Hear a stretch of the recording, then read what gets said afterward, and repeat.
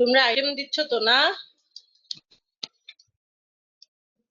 Ma'am দিতেছি। Acid base item হয়েছে? হয় নাই তো? জি ম্যাম, এসিড বেস চলতেছে ম্যাম। এই কাটা এই পুরো টাকা চলতেছে ম্যাম। 3টা আইটেম শেষ হয়েছে এখন পর্যন্ত। তোমরা কোন ব্যাচ? ব্যাচ। একটু জোরে বলো, আমি কেন জানি আওয়াজ পাচ্ছি না। তোমরা কোন ব্যাচ?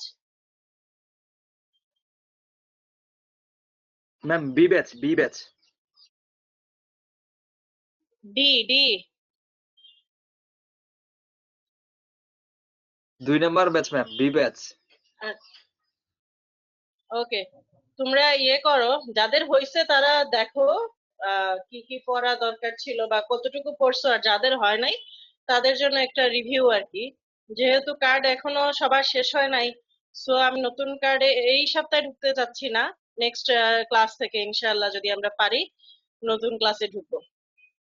তো যেহেতু এটা অ্যাসিড বেস ব্যালেন্স, আমরা বায়োফিজিক্স এবং বায়োমলিকুলসে অলরেডি কিছু জিনিস পড়ছি, পিএইচ বাফার, এই জিনিসগুলা এই অ্যাসিড বেস ব্যালেন্স ডিসঅর্ডার এই ক্লাসেও লাগবে। ঠিক আছে, এই ক্লাসেও লাগবে।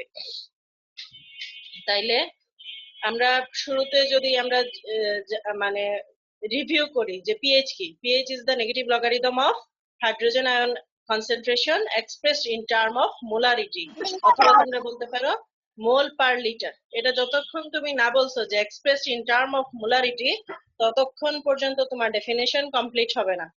তাহলে pH is the negative logarithm of hydrogen ion concentration expressed in term of molarity. তো পিএইচ, আমাদের যে ব্লাডের পিএইচ হচ্ছে 7.35 টু 7.45। ব্লাডের পিএইচ কত? 7.35 টু 7.45। আর ইন্ট্রাসেলুলার যে পিএইচ আছে আমাদের, ব্লাড তো হচ্ছে ইসিএফ, আইসিএফ এর যে পিএইচ আছে সেটা হচ্ছে 7.1 থেকে 7.3। এটা একটু কম, কেন কম কেউ বলতে পারবা? ইন্ট্রাসেলুলার পিএইচ একটু কম, কেন কম?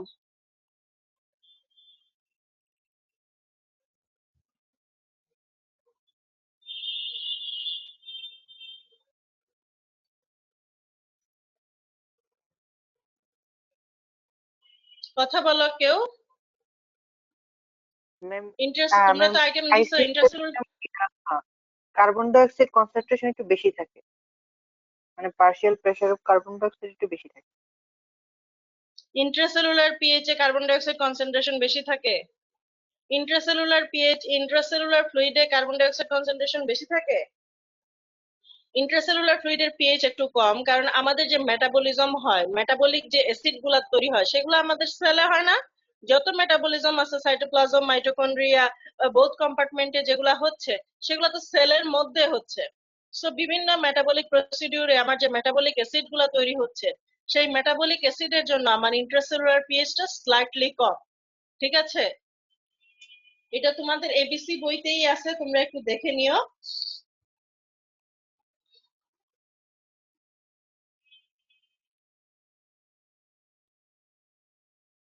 তারপরে আসো importance of normal pH. Normal pH এর ইম্পর্টেন্স কি কি বলো, কি কি কাজে লাগে?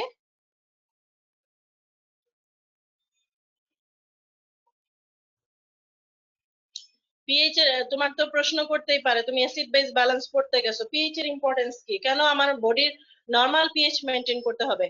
কারণ আমরা জানি আমাদের বিভিন্ন এনজাইমেটিক যে রিঅ্যাকশন গুলো আছে সেগুলো পিএইচ এর উপর ডিপেন্ড করে। পিএইচ শিফট হলে কি হবে? এনজাইম ডিনেচারেশন হয়ে যাবে, সমস্ত মেটাবলিক অ্যাক্টিভিটি বা সেলুলার অ্যাক্টিভিটি কি হবে? ভোল্ট হয়ে যাবে নাকি? তারপরে এই যে আমাদের প্রোটিনের স্ট্রাকচার, অথবা এই যে আহ, বিভিন্ন ধরনের বায়োমলিকুলার যে স্ট্রাকচারাল কনফরমেশন সেগুলো ডিটোরিয়েট হবে। হ্যাঁ, তারপরে আমাদের হোমিওস্টেসিস মেনটেন করার জন্য লাগে। রেসপিরেশনের কেমিক্যাল কন্ট্রোল কে করে? পিএইচ এর মাধ্যমে হয়। সো আমাদের নর্মাল যে পিএইচ সেটা মেনটেন করতে হবে, এই ইম্পর্টেন্সটা একটু পড়বা। এখন আমরা কিছু টার্মিনোলজিতে চলে যাই। টার্মিনোলজি গুলা হচ্ছে,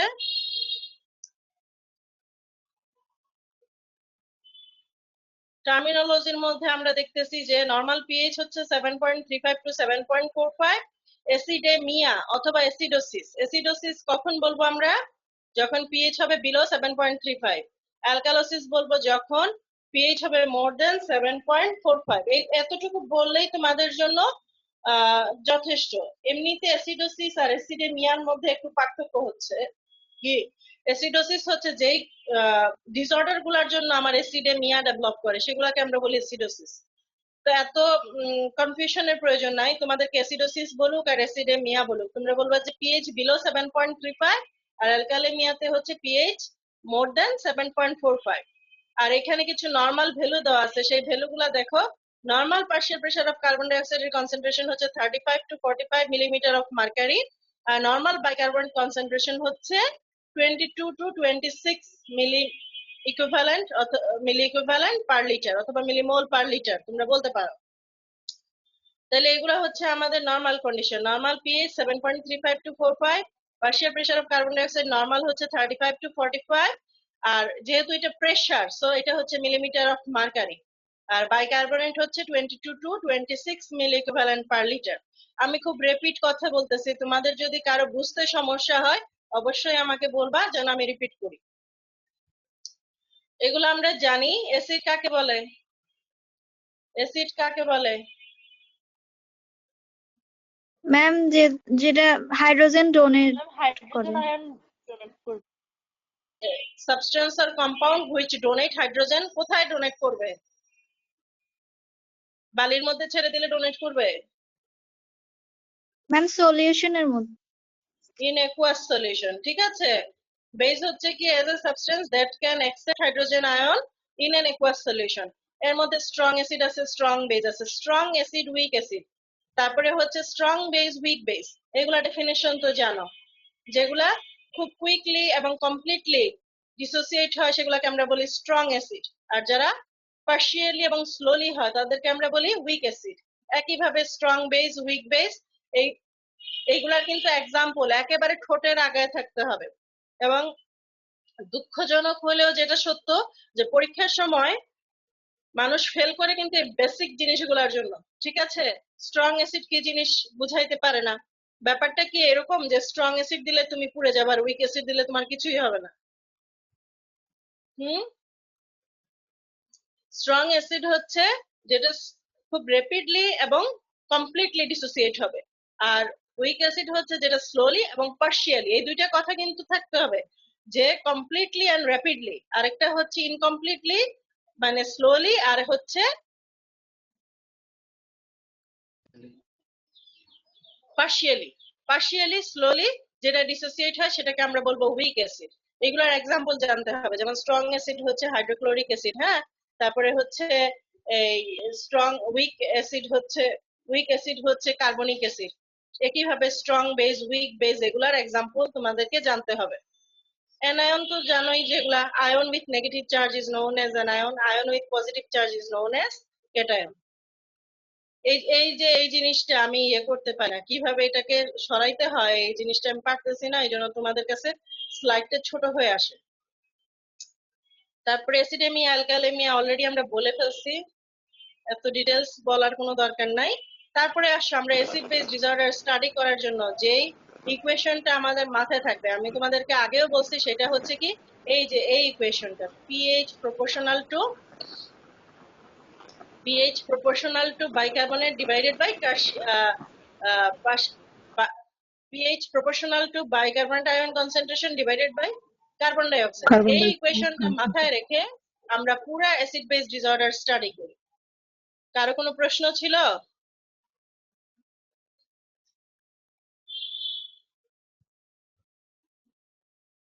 pH proportional to bicarbonate divided by carbon dioxide, এইটা মাথায় রেখে আমরা করব সমস্ত অ্যাসিড বেস ডিসঅর্ডার স্টাডি।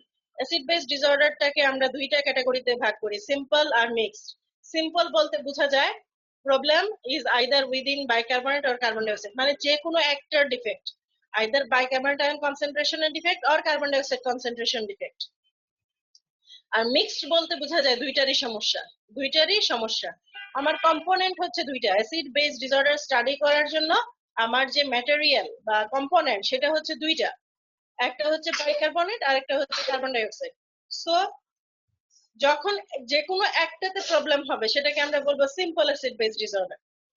আর যখন দুইটাতে প্রবলেম হবে সেটাকে আমরা বলবো কি মিক্সড অ্যাসিড বেস ডিসঅর্ডার। ঠিক আছে, তারপরে দেখো সিম্পল অ্যাসিড বেস ডিসঅর্ডারের মধ্যে আবার ক্যাটাগরি আছে মেটাবলিক আর রেসপিরেটরি। মেটাবলিক আমরা তখনই বলবো যখন এই যে বাইকার্বনেটের সমস্যা হবে, তখন সেটাকে আমরা বলবো metabolic acid base disorder. Problem within bicarbonate ion concentration, bicarbonate level যদি কমে যায় সো হবে মেটাবলিক অ্যাসিডোসিস। বাইকার্বনেট লেভেল যেহেতু বেড়ে যায় তাইলে হবে কি মেটাবলিক অ্যালকালোসিস। যেহেতু ডাইরেক্টলি প্রপোর্শনাল, বাইকার্বনেট কমে গেলে পিএইচ কমে যাবে, পিএইচ কমে গেলে অ্যাসিডোসিস ডেভেলপ করবে। সো বাইকার্বনেট কমে গেলে হবে অ্যাসিডোসিস আর বাইকার্বনেট বেড়ে গেলে হবে অ্যালকালোসিস। এটা হচ্ছে মেটাবলিক টাইপ। আর যখন শুধুমাত্র কার্বন ডাই অক্সাইড কনসেন্ট্রেশনের সমস্যা হবে, কার্বন ডাই অক্সাইডের কনসেন্ট্রেশনে যখন সমস্যা হবে তখন সেটাকে আমরা বলবো রেসপিরেটরি অ্যাসিড বেস ডিসঅর্ডার। এবং এটা হচ্ছে ইনভার্সলি প্রপোর্শনাল, মানে কার্বন ডাই অক্সাইডের কনসেন্ট্রেশন যদি বাড়ে পিএইচ কমবে, আবার কার্বন ডাই অক্সাইডের কনসেন্ট্রেশন যদি কমে যায় পিএইচ বেড়ে যাবে। তো এই ক্ষেত্রে দেখো কার্বন ডাই অক্সাইডের কনসেন্ট্রেশন যখন বেড়ে যাবে পিএইচ কমে যাবে, পিএইচ কমে যাওয়া মানে হচ্ছে অ্যাসিডোসিস। আর আমরা বলছি কার্বন ডাই অক্সাইডের কনসেন্ট্রেশনে হেরফের হলে সেটাকে আমরা বলবো respiratory acid base disorder. So এটা হচ্ছে রেসপিরেটরি অ্যাসিডোসিস। আবার কার্বন ডাই অক্সাইড কনসেন্ট্রেশন যদি কমে যায় তখন কি হবে, পিএইচ বেড়ে যাবে, এবং পিএইচ যদি বেড়ে যায় তখন সেটাকে আমরা বলবো রেসপিরেটরি অ্যালকালোসিস। কোনো কনফিউশন নাই তো না? আমি আবার বলি, যদি বাইকার্বনেটের সমস্যা হয়, আমরা এখন পড়তেছি সিম্পল অ্যাসিড বেস ডিসঅর্ডার, আর তোমাদের কমপ্লেক্স অ্যাসিড বেস ডিসঅর্ডারের শুধু নাম জানলেই চলবে, এত ডিটেলস পড়তে হবে না তোমাদেরকে। সিম্পল অ্যাসিড বেস ডিসঅর্ডার হচ্ছে দুই ধরনের, মেটাবলিক অ্যাসিড বেস ডিসঅর্ডার আর একটা হচ্ছে respiratory. Respiratory acid base disorder. তো মেটাবলিক অ্যাসিড বেস ডিসঅর্ডার যেটা, সেটা হচ্ছে শুধুমাত্র বাইকার্বনেটের কনসেন্ট্রেশনে হেরফের হবে, আর যেটা রেসপিরেটরি সেটাতে হচ্ছে কার্বন ডাই অক্সাইডের হেরফের হবে, বাইকার্বনেট অলমোস্ট নরমাল থাকবে। ঠিক আছে, তো আমরা কমপ্লেক্স টাইপের কিছু নাম শিখি। এই যে ফেজ টাইপ, তোমরা ফেজ টারে পরীক্ষার সময় ফেজ লিখো PHASE। কেন লিখো? কারণ তোমরা বই ফলো করো না, এই কারণে লিখো। মানে ওই যে শুনে শুনে মুখস্থ করো, তারপরে হচ্ছে বই টই দেখো না, ফেজ হয়ে যায় ফেজ। ডাবল ফেজ টাইপ মানে হচ্ছে combination of two type of disorder, যেমন metabolic acidosis, respiratory acidosis, metabolic acidosis, respiratory alkalosis, metabolic alkalosis, respiratory acidosis, metabolic alkalosis, respiratory alkalosis। আবার হচ্ছে metabolic acidosis, metabolic alkalosis plus হচ্ছে respiratory acidosis, আবার হচ্ছে metabolic acidosis, alkalosis, respiratory alkalosis। respiratory acidosis এবং alkalosis একসাথে হবে না, কারণ অ্যাসিডোসিসে কি হচ্ছে, কার্বন ডাই অক্সাইড কমে যায়, আর অ্যালকালোসিসে কার্বন ডাই অক্সাইড কমে যায়। অ্যাসিডোসিসে কার্বন ডাই অক্সাইড বেড়ে যাবে। 00435 কিছু বলবা? ম্যাম বেড়ে যাবে। ম্যাম বলছি রেসপিরেটরি অ্যাসিডোসিসে কার্বন ডাই অক্সাইড বেড়ে যাবে। একটু জোরে বলো। ম্যাম রেসপিরেটরি অ্যাসিডোসিসের ক্ষেত্রে কার্বন ডাই অক্সাইডটা বেড়ে যাবে, আর অ্যালকালোসিসের ক্ষেত্রে কার্বন ডাই অক্সাইডটা কমবে। রেসপিরেটরি অ্যাসিডোসিসে কার্বন ডাই অক্সাইড বেড়ে যাবে, আর অ্যালকালোসিসে হচ্ছে কার্বন ডাই অক্সাইড কমে যাবে। তো এটা তো লাংস এর ফাংশন। লাংস তো একসাথে মানে একই কন্ডিশনে দাঁড়ায়, সে কার্বন ডাই অক্সাইড একবার বাড়াইতে পারবে না, একই সাথে সে কমায়ও দিতে পারবে না। সো যার জন্য রেসপিরেটরি অ্যাসিডোসিস এবং অ্যালকালোসিস একসাথে কখনোই হবে না। ঠিক আছে, কিন্তু মেটাবলিক অ্যাসিডোসিস অ্যালকালোসিস একসাথে হয় কারণ এইগুলার কজ অনেক ডিফারেন্ট, বিভিন্ন অর্গানের সমস্যা, বিভিন্ন ধরনের ডিজিজ কন্ডিশন, অনেক কিছু, মানে ডিফারেন্ট ডিফারেন্ট মেকানিজমে অ্যাসিডোসিস অ্যালকালোসিস ডেভেলপ করতে পারে, যার কারণে মেটাবলিক অ্যাসিডোসিস অ্যালকালোসিস একসাথে হতে পারে। বাট রেসপিরেটরি যেহেতু এটা শুধুমাত্র লাংস এর ফাংশন, ওই ক্ষেত্রে কার্বন ডাই অক্সাইড বাড়ানো এবং কমানো দুইটা কখনোই লাংস একসাথে করতে পারবে না। প্রথমে হয়তো কমলো, পরে বাড়লো, বা যেটাই হইলো, রেসপিরেটরি অ্যাসিডোসিস অ্যালকালোসিস কখনোই একসাথে হবে না, এটা মনে রাখবা। তারপরে আসো, এখানে তোমাদের আমি অত ডিটেলস না বলে আমি সোজা চলে যাই, মানে মুদ্রা কথা যেটা, মুদ্রা কথা হচ্ছে কি আমাদের বডি হচ্ছে নেট অ্যাসিড প্রডিউসার নাকি, এটা তো বুঝো। হ্যাঁ, আমাদের মানে এটা আমি তোমাদেরকে আগেও বলছি, আমাদের বডিতে বেশি মানে অ্যাসিডও তৈরি হয়, বেসও তৈরি হয়, কিন্তু সবচেয়ে বেশি কোনটা তৈরি হয়? Acid ma'am. অ্যাসিড তৈরি হয়।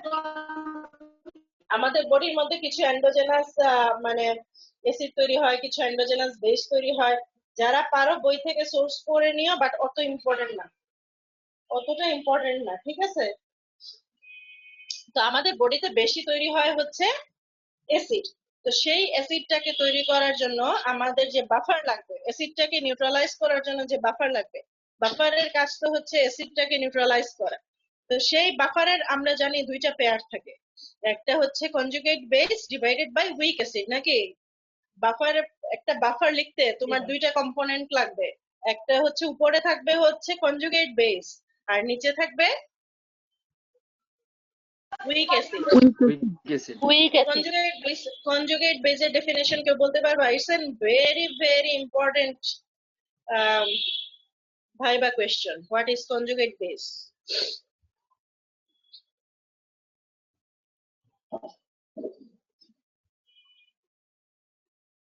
এই যে ধরো তোমরা রেসপন্স করতেছো না, সো আমি ধরে নিলাম যে তুমি হয়তো বা ডেফিনেশন আগে পড়ছো, এখন তোমার মনে নাই, অথবা রিভিশন দেওয়া হয় নাই, বা আইটেমে তুমি পড়ো নাই।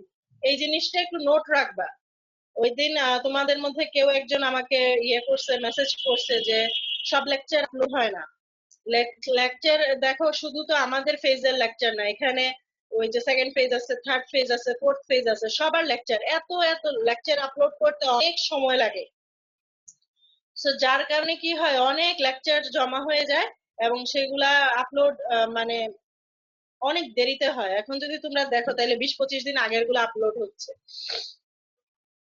সো তোমরা পাশে একটা খাতা কলম নিবা, যে আমরা বা যখন যে টিচার বলে যে এটা ভাইবাতে আসে, ওইটা রিটার্নে আসে, এটা এইভাবে পড়বা, এটা অবশ্যই বলবা, সেই জিনিসগুলো তোমরা খাতায় নোট রাখবা, যেভাবে ক্লাসে নোট রাখো।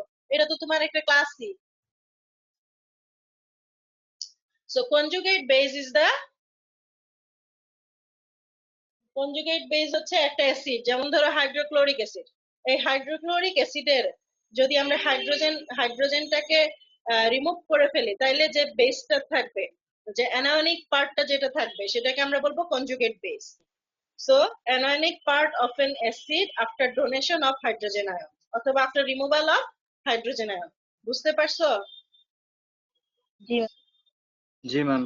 ওকে, এটা কিন্তু ভাইবাতে ভেরি ভেরি ইম্পর্টেন্ট, আমি বলে রাখলাম, এটা খুব ইম্পর্টেন্ট, এটা পড়বা। আর আমাদের যে পিএইচটাকে ডিফেন্স করার জন্য আমাদের 3টা জিনিস আছে, তোমরা জানো। এটা বাদ দিয়ে দিই, এটা বাদ দেওয়া হয় না, প্রত্যেকবার এটা থেকে যায়। তাহলে আমাদের পিএইচটাকে ডিফেন্স করার জন্য হচ্ছে 3টা জিনিস আছে। সেই 3টা জিনিস কি? এক নাম্বার হচ্ছে বাফার, যেটা within second, first line defence, within second কাজ করবে কে? বাফার। তারপরে আরেকটা আছে ফার্স্ট লাইন ডিফেন্স, সেটা হচ্ছে লাঞ্চ, এটা কাজ করবে উইদিন মিনিটের মধ্যে, উইদিন মিনিট। আর ফাইনালি যেটা আওয়ার টু ডেজ নিয়ে কাজ করবে, যেটাকে আমরা বলি সেকেন্ড লাইন ডিফেন্স, সেটা হচ্ছে কি রেনাল সিস্টেম। এই যে ডিফেন্স অফ পিএইচ, এটাও কিন্তু রিটার্নে আসে, ডিফেন্স অফ পিএইচ। হয়তো তুমি আনসার জানবা, কিন্তু কোয়েশ্চেন না বোঝার কারণে তুমি আনসার করতে পারবে না। সো ডিফেন্স অফ পিএইচ হচ্ছে 3টা, একটা হচ্ছে বাফার, রেসপিরেটরি সিস্টেম, আর হচ্ছে রেনাল সিস্টেম। বাফার যেটা, সেটা হচ্ছে উইদিন সেকেন্ড সেকেন্ড। কাজ করবে, যেটা কি বলে রেসপিরেটরি সিস্টেম, সেটা মিনিট কাজ উইদিন করবে। মিনিট। আর যেটা, হ্যাঁ, আর যেটা হচ্ছে আওয়ার ওই যে টু ডে হচ্ছে hour renal to system. Days নিয়ে কাজ করবে হচ্ছে রেনাল সিস্টেম। কারণ এই যে অ্যামোনিয়া ফর্মেশন এবং এক্সক্রিয়েশনে অনেক সময় লাগে, 2 থেকে 3 দিন সময় লাগে, যার জন্য এটা হচ্ছে সেকেন্ড লাইন ডিফেন্স অথবা ডিলেড রেসপন্স, ঠিক আছে? তো আমি যেটা বলতেছিলাম যে আমাদের বাফার, যেটা এই যে বাফার বলতেছিলাম, সেই বাফার কিন্তু তোমাকে প্রথম যে চ্যাপ্টার তোমরা পড়ছো বায়োফিজিক্সে, এখান থেকে তোমাকে ডিটেলস করতে হবে বাফার। হ্যাঁ, তুমি এখন তোমাকে যদি একটা কোয়েশ্চেন দিয়ে দেওয়া হয় যে যেমন ধরো write the tissue distribution of buffer, তো তুমি বললা যে না, এটা অ্যাসিড বেস ব্যালেন্সে নাই, এই এই কথাটা তো আর খাটবে না। সো তোমাকে বাফার লিখতে হবে, অথবা দিয়ে দিল mechanism of action of bicarbonate buffer লিখো, অথবা ফসফেট বাফার লিখো, তো তোমাকে লিখতে হবে। সো বাফার এখান থেকে ডিটেলস পড়তে হবে, কিভাবে বাফার লিখতে হয়। প্রত্যেকটা বাফার প্রফেট টেবিলে তোমাদেরকে ব্ল্যাঙ্ক পেপার দেওয়া হবে বাফার লেখার জন্য, যে ফসফেট বাফার লিখে দেখাও, প্রোটিন বাফার লিখে দেখাও। তো তখন যদি এগুলো লিখে দেখাইতে না পারো, মানে দুইটা কম্পোনেন্ট যদি আলাদা আলাদা করে না লিখে দেখাইতে পারো, এটা তোমার ডিসক্রেডিট, যে বইয়ের প্রথম দিকের অংশই তুমি পারো না। তো বাফারের দুইটা পেয়ার কম্পোনেন্ট থাকে, আমরা বলছিলাম এটা একটা পেয়ার। পেয়ার মানে কি, এক জোড়া, এর মধ্যে একটা হচ্ছে উইক অ্যাসিড আর একটা হচ্ছে কনজুগেট বেস। তো আমরা বলতেছিলাম যে আমাদের বডি হচ্ছে নেট অ্যাসিড প্রোডিউসার, আমাদের বেশি বেশি অ্যাসিড তৈরি হয়। তো তোমার কি মনে হয় অ্যাসিডটাকে নিউট্রালাইজ করার জন্য, এই হাইড্রোজেন আয়নকে নিউট্রালাইজ করার জন্য অথবা আমার বডি থেকে কমানোর জন্য আমার এই বাফারের কোন কম্পোনেন্টটা বেশি থাকতে হবে, বেস নাকি অ্যাসিড?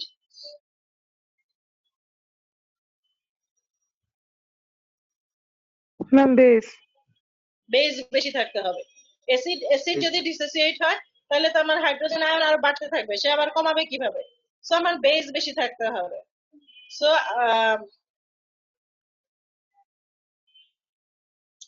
বেস বেশি থাকতে হবে। এখানে আমি কথাগুলো বলতেছি যেহেতু সাথে সাথে চলে আসতেছে সেজন্য। তো আমরা জানি আমাদের বাফার আছে, যেমন ধরো বাইকার্বনেট বাফার, ফসফেট বাফার, তারপরে protein buffer, haemoglobin buffer, ammonia buffer, অনেক বাফার আছে। তো সবচেয়ে স্ট্রং বাফার কোনটা?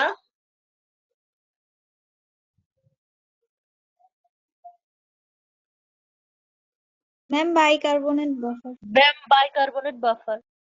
এই যে দেখছো, সারা বছর কি পড়লা আর এখন এসে কি বলতেছো? পড়াশোনার চর্চা করতে হয়, বুঝছো? বই বেঁধে রেখে দিলে তো হয় না। আর কিছু কিছু জিনিস আছে, যেমন তুমি তোমার নাম, তোমার বাবার নাম, মার নাম যেমন ভুলো না। তো কিছু কিছু বেসিক জিনিস আছে যেগুলো তুমি সবসময় পড়বা বা পড়ার জন্য সময় পাবা, আর আইটেম দিয়ে ভুলে যাবা জিনিসগুলো, সেরকম না। সবচেয়ে স্ট্রং বাফার হচ্ছে ফসফেট বাফার। ফসফেট বাফার, একটা বাফার স্ট্রং না উইক সেটা কিসের উপর ডিপেন্ড করে আমাকে বলো? একটা বাফার স্ট্রং নাকি উইক সেটা কিসের উপর ডিপেন্ড করে? ম্যাম পিকে এর উপর। যারা আইটেম দিছো তারা বলো, একটা বাফার স্ট্রং নাকি উইক সেটা কিসের উপর ডিপেন্ড করে? ম্যাম তার কনজুগেট অ্যাসিড বা বেসের উপর। কনজুগেটেড বেসের। আরে পিকে ভ্যালু নাম শুনছো? পিকে ভ্যালু, পিকে ভ্যালুর উপর ডিপেন্ড করে, বুঝছো? তোমরা পড়ছো না, এই যে আমরা যখন হেন্ডারসন হেসেলবাল্চ ইকুয়েশন পড়ছি অথবা ম্যাথ যখন করছি, তখন আমরা দেখাইছি যে পিএইচ ইকুয়াল টু পিকে। একটা বাফার, একটা পিকে ভ্যালু যত পিএইচ এর কাছাকাছি হবে সেই বাফারটা হচ্ছে তত স্ট্রং। আমাদের ব্লাডের পিএইচ কত? 7.35। লোয়ার লিমিটটা আমরা যদি ধরি 7.35, তাইলে যেই বাফারের পিকে ভ্যালু 7.35 এর যত কাছাকাছি থাকবে থেকে সে ক্লোজ, তত বেশি সেটা স্ট্রং, সে তত বেশি স্ট্রং। ঠিক আছে? তাইলে ফসফেট বাফারের পিকে ভ্যালু হচ্ছে ইয়ে ম্যাম 6.4। 6.8। ফসফেট বাফারের পিকে ভ্যালু হচ্ছে 6.8 আর বাইকার্বনেটের হচ্ছে 6.1। তাহলে কাছাকাছি আছে ফসফেট বাফার। তাইলে কে সবচেয়ে বেশি স্ট্রং, বাইকার্বনেট নাকি ফসফেট বাফার। ফসফেট? তাহলে স্ট্রং বাফার হচ্ছে ফসফেট বাফার। স্ট্রং, তোমাকে কিন্তু ভাই পরীক্ষাতে প্রশ্ন দিবে, পরীক্ষাতে কোয়েশ্চেন জিজ্ঞেস করা হবে which buffer is the strong buffer and why। তো তোমাকে আনসার করতে হবে যে phosphate buffer have pK value 6.8 which is near to the blood pH, so phosphate buffer is the strong buffer। আবার আরেকটা প্রশ্ন আসবে এভাবে যে despite of low pK value bicarbonate is the most effective buffer, why? কথা বুঝতে পারছো?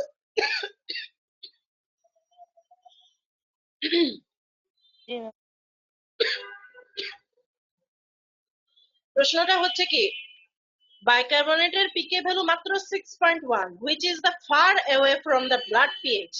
হ্যাঁ, তারপরেও কেন এটাকে আমরা বলি মোস্ট ইফেক্টিভ বাফার? কথা কিন্তু খেয়াল করো, Phosphate is the strong buffer, bicarbonate is the effective buffer. Why effective buffer? বলো কি কারণে এটা effective buffer? এটার 5টা পয়েন্ট আছে তোমাদের এবিসি বইতে, দয়া করে বই ঘাটবা।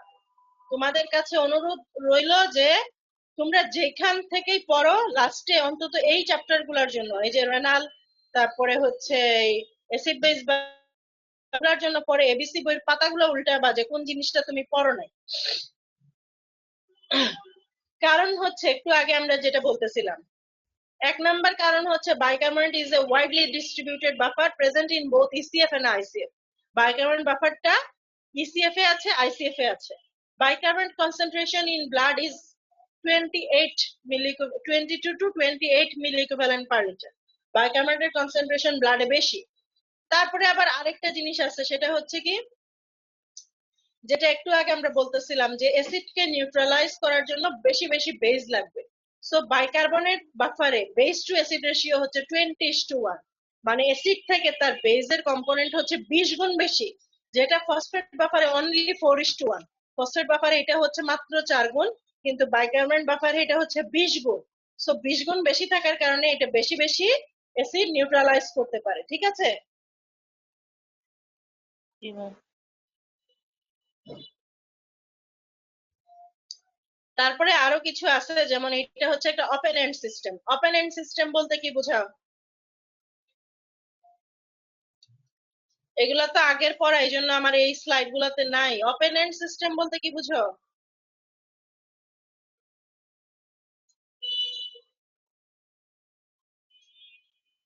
বাইকার্বনেট বাফার আমরা যদি লিখি তাহলে বাইকার্বনেট বাফারটা কিন্তু এরকম দাঁড়ায়। দাঁড়াও, আমরা যে একটু আগে একটা ইকুয়েশন লিখতেছিলাম, আচ্ছা বুঝি না ম্যাচ তাহলে দিবি এই যে আমি পানি এই যে তো ধরো বিকেলে পিএইচ মাঝে নাই এখানে, এই এতটুকু নাই। বাইকার্বনেট ডিভাইডেড বাই আগমন ছেড়ে 14 রান 6 রান চেক দিতেন 6 রান সুমন নিয়ে সামনে রিমানক দি সামনে করে নিয়ে যা রিমানক দি আগে তার অন্য নিয়ে দাও দৌড়ে ধাবা লাগবে আপনি নিয়ে দাও সামনে করে নিয়ে দাও তারপর 80 টাকা করে নিয়ে যাবো 08090। এই 47 এই দাদা মোবাইল ধর ক্লাসটা অফ করে দি মুই নামে সরে হেড পাগলা না কেন এ ওই 100 দিয়ে আসলে সুমন দি 100 দিবার নি সুমন দি 08090।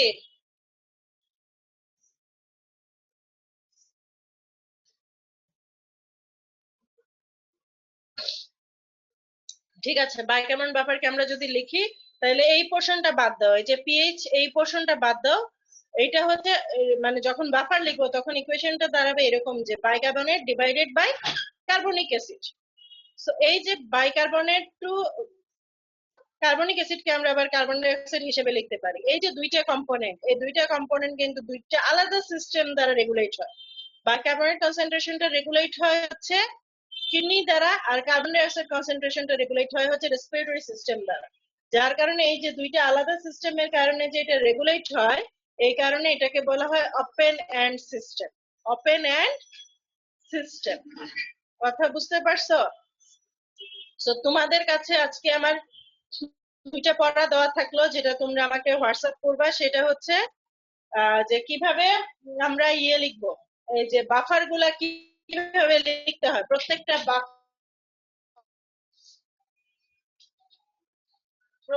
বাফার লিখবা, লিখে পাঠাবা আর কি, মানে সিম্বলাইজ কিভাবে করতে হবে সেটা। আর আরেকটা হচ্ছে এই যে বাইকার্বনেট বাফার, কেন ফসফেট বাফারটা স্ট্রং বাফার এবং কি কারণে bicarbonate buffer is the most effective buffer, এইগুলা লিখে তোমরা আমাকে সেন্ড করবা। নেক্সট ক্লাসে, কালকের ক্লাসে যদি আল্লাহ সবকিছু ঠিকঠাক রাখে, তাহলে আমরা এগুলো আবার একটু ধরে টরে যে কতটুকু কি পড়লা সেটা ধরে টরে তারপরে হচ্ছে আমরা নেক্সট টপিকসে যাব। আর যারা আইটেম দিছো তাদের রেসপন্স দেখে নিশ্চয়ই বুঝতে পারতেছো যে তোমাদের প্রিপারেশনটা কতটুকু হইলো। সো তোমরাও পড়বা, ঠিক আছে? জি ম্যাম। জি ম্যাম। এগুলা কিছু কিছু জিনিস আছে যেগুলা সবসময় তোমাদের কাজে লাগবে। তোমরা তো ডাক্তার হবা, ডাক্তারি করবা, সবাই তো আর আমার মতো মাস্টারি করবা না যে এগুলা রোগী হ্যান্ডেল করতে হবে না, ঠিক না? তো ভালো রোগীকে তখনই ভালোভাবে হ্যান্ডেল করতে পারবা যখন তুমি ভালোভাবে জানবা এগুলো তো লাগবে, এগুলার পেশেন্ট আসবে তোমার কাছে, ইমার্জেন্সিতে আসবে পেশেন্ট, তুমি ইমার্জেন্সি ডিউটি করবা, ইমার্জেন্সিতে পেশেন্ট আসবে, এগুলো তোমাকে হ্যান্ডেল করতে হবে, জানতে হবে এই জিনিসগুলা। ঠিক আছে, আজকে আজকে এতটুকু থাক, সবাই ভালো থাকো, কালকের ক্লাসে ইনশাল্লাহ আবার